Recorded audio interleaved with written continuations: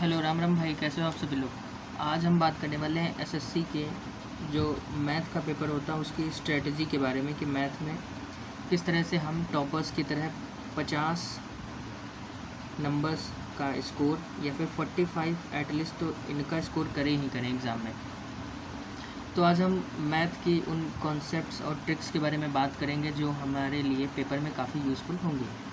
हम यहाँ पर कुछ बुक्स के बारे में भी बताएंगे और कुछ मैथ से रिलेटेड ऐसे चैप्टर्स का डिस्कस यहाँ पे किया जाएगा जो पेपर में आते ही आते हैं और उनसे काफ़ी ज़्यादा क्वेश्चंस आते रहते हैं। तो अगर आप एसएससी के बिगिनर्स हैं तो आप इस वीडियो को ज़रूर देखें और इस वीडियो से अपनी स्ट्रेटजी को थोड़ा बहुत इधर उधर हिला डुला के देखें और अपने कॉन्सेप्ट्स को और ज़्यादा बेहतर बनाने का प्रयास करें। तो आज हम बताने वाले हैं कि आप चाहे एसएससी का सीएचएसएल का पेपर दें, चाहे आप एमटीएस का पेपर दें, चाहे आप सीपीयू का पेपर दें, चाहे आप इवन सीजीएल का एग्ज़ाम दें, तो मैथ के जो होते हैं वो 25 क्वेश्चन आते हैं। 25 क्वेश्चन जो हैं वो मैथ के आते हैं और हर क्वेश्चन 2 नंबर का होता है, तो टोटल 50 मार्क्स के जो क्वेश्चंस हैं वो मैथ के आते हैं। तो जो टॉपर्स होते हैं बच्चे, उनके मैथ में 50 नंबर तो आते ही आते हैं, तभी वो जाकर के 150 प्लस स्कोर कर पाते हैं और अपनी सीट का सिलेक्शन निर्धारित कर पाते हैं। तो यहाँ पर हम बात करेंगे उन बच्चों के बारे में जिन्होंने अभी अभी अपनी प्रिपरेशन स्टार्ट की है एसएससी को लेकर के। तो मैं यहाँ पर बताऊँगा कुछ चैप्टर्स के बारे में, कुछ ट्रिक्स के बारे में और कुछ कंसेप्ट के बारे में, जिससे आप बेहतर तरीके से अपनी एग्ज़ाम में परफॉर्मेंस कर सकते हैं मैथ के सेक्शन में। और अगर आप स्टार्टिंग पे हैं तो कम से कम अगर आप इन पेपर्स की तैयारी कर रहे हैं तो 40 प्लस तो लाएँ ही लाएँ। तो उसके लिए मैं आपको बताने वाला हूँ कि जो मैथ का पेपर होता है उसमें अर्थमेटिक और एडवांस दोनों चैप्टर आते हैं। तो जो अर्थमेटिक होता है वो अर्थमेटिक में कुछ गिने गिनाए चैप्टर्स ही आते हैं और उनका काफ़ी ज़्यादा रिपीटेड क्वेश्चन ही रहता है और 3-4 टाइप होते हैं। उन्हीं टाइप्स को हम डिस्कस करके आराम से समझ सकते हैं उनके बारे में। तो सबसे जो ज़्यादा इम्पॉर्टेंट चैप्टर है वो एक है परसेंटेज।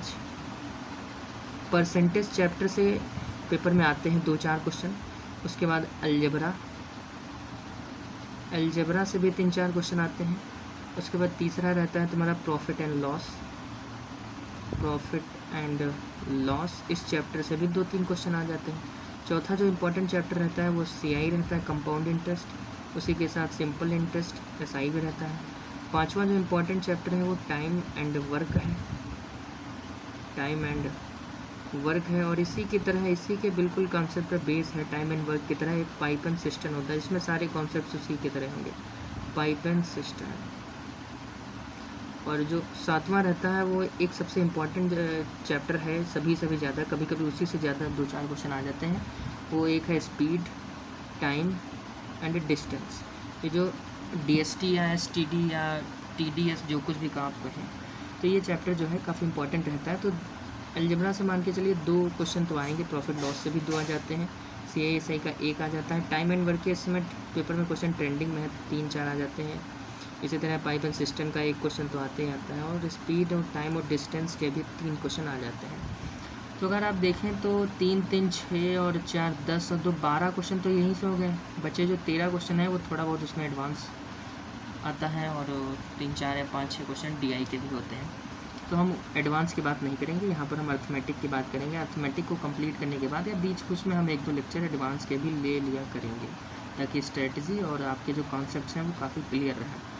तो हम इस वीडियो में कोई भी चैप्टर स्टार्ट करें, सपोज मान लीजिए हमने time and work chapter start किया, तो इस टाइम एंड वर्क चैप्टर में हम आप सभी लोगों को सबसे पहले बताएंगे कि पेपर में जो क्वेश्चन आ रहे हैं वो किस टाइप के आ रहे हैं, किस टाइप के क्वेश्चन आ रहे हैं और हर चैप्टर से कितने टाइप के क्वेश्चन बन सकते हैं। सपोज दैट 1 टाइप का कोई क्वेश्चन है, 2 टाइप का क्वेश्चन है, 3 टाइप का क्वेश्चन है या कोई 4 टाइप के क्वेश्चन, तो जितने टाइप के क्वेश्चन बन सकते हैं उन टाइप्स के बारे में डिस्कस करेंगे। उनसे संबंधित हमारी जो ट्रिक्स हैं, जो कॉन्सेप्ट्स हैं और जो उनका बेसिस है वो क्या होना चाहिए, ताकि हम क्वेश्चन को आसानी से पेपर में हैंडल कर सकें। तो पेपर अगर आप दे रहे हैं तो पेपर में मान के चलिए आपको 10 मिनट लगाने हैं मैथ के सेक्शन में, और अगर आप इससे ज़्यादा टाइम लगाते हैं तो फिर आपका लॉस हो जाएगा इसमें। तो पेपर का जो क्वेश्चन है वो कोई भी आराम से कर सकता है, बस उसके पास टाइम हो। यहीं 10 मिनट अगर 1 घंटे में तब्दील हो जाए तो आप आराम से सारे क्वेश्चंस को कर सकते हैं। लेकिन हमें तो इसमें 10 मिनट में ही करने हैं, और जब इन क्वेश्चन को 10 मिनट में करना है तो जो 50 मिनट हमारे लेस हो रहे हैं, इन 50 मिनट की हमें अपनी क्या बनानी पड़ेगी, स्पीड बढ़ानी पड़ेगी। और स्पीड बढ़ानी पड़ेगी, और स्पीड तभी आ सकती है जब हमारे क्या हो, कॉन्सेप्ट्स और जो उनसे लेकर के ट्रिक्स होती हैं वो काफ़ी ज़्यादा क्या होनी चाहिए, क्लियर होनी चाहिए, क्लियर कट होनी चाहिए कॉन्सेप्ट्स और ट्रिक्स। और इसी के साथ हम बेस को भी अच्छी तरीके से जानते हो तब हम बना सकते हैं। तो टाइम एंड वर्क से हम अपने इस मैथ के सफ़र को स्टार्ट करते हैं, और टाइम एंड वर्क हम चैप्टर शुरू करते हैं। तो टाइम होता है समय, वर्क होता है कार्य। तो समय के अनुसार कार्य के लिए हम लोगों को, या जो लोग काम करते हैं उनको पैसे मिलते रहते हैं और वो आराम से काम करते रहते हैं। तो टाइम एंड वर्क में जो टोटल नंबर ऑफ़ क्वेश्चंस बन सकते हैं उनके टाइप, तो नंबर ऑफ़ क्वेश्चंस के जो टाइप हैं, सबसे पहले आता है टोटल वर्क को लेकर के। और टोटल वर्क पर सबसे अच्छी जो ट्रिक है वो है एलसीएम।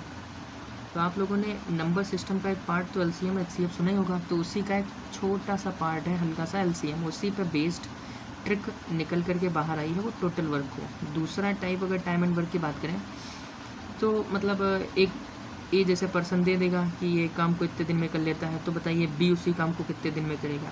यानी एक अदर्स पर्सन का वर्क पूछेगा, अदर्स पर्सन टाइम उसका काम पूछेगा कि वो काम जो है कितने समय में कर देगा। दूसरा टाइप हो गया। तीसरा टाइप उनकी एफिशिएंसी को लेकर के हो सकता है, एफिशिएंसी का मतलब क्षमता, कोई इंसान जो है कितना काम पर डे करता है। चौथा टाइप हो सकता है उनकी सैलरी को लेकर के, सैलरी बेस्ड क्वेश्चंस आते हैं, चौथा टाइप हो गया। और जो पांचवा टाइप होता है वो कॉम्प्लेक्स लैंग्वेज होती है। भाई टाइम एंड वर्क में तो 4 ही टाइप हो गए, बाकी जो पांचवा टाइप है वो कॉम्प्लेक्स लैंग्वेज को लेकर के आता है। तो सबसे पहले हम टोटल वर्क की बात करेंगे, उसमें एलसीएम की ट्रिक क्या लग सकती है। दूसरा हम बात करेंगे कि दूसरे व्यक्ति का जो टाइम होगा या जो उसका कार्य होगा फर्स्ट पर्सन के रिस्पेक्ट में वो कैसे निकाला जाएगा। तीसरा टाइप आता है उसकी क्षमता को लेकर के। चौथा टाइप आता है सैलरी बेस्ड क्वेश्चन आते हैं, ये सबसे ज़्यादा इंपॉर्टेंट रहते हैं। पांचवा टाइप आता है लैंग्वेज, क्रिटिकल लैंग्वेज दे देता है, इधर उधर घुमा करके भाषा दे देगा और उसके बाद हम लोगों से पूछेगा सवाल। तो हम टाइम एंड वर्क